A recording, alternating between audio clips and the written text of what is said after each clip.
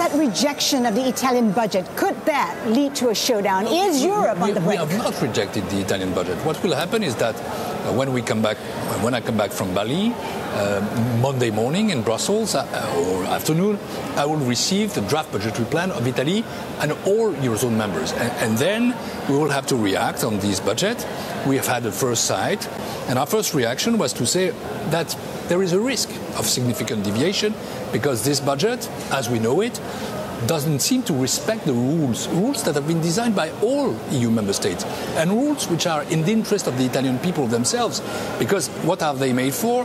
To reduce the burden of debt. And the public debt in Italy is 130%. And this is why not only nominal deficit, that famous 2.4, but also structural deficit needs to be reduced. We are going to analyze that. We are going then to react. We are going to pursue dialogue with the Italian authorities. I will be myself in Rome at the end of next week. And so let's cool down. It's not in the interest of the Eurozone to have a crisis with Italy, and the Commission is certainly not in the mood to create that.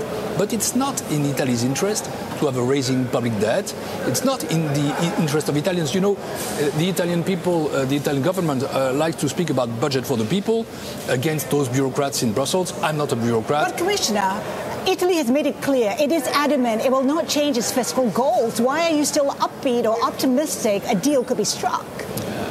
Because it's my duty to make sure that the rules are respected, and to do that in a respectful manner, to be in constructive dialogue with the government and try to persuade them that it is their interest, not my interest, not something coming from a bureaucrat, to reduce the debt. Because who in the end reimburses the debt?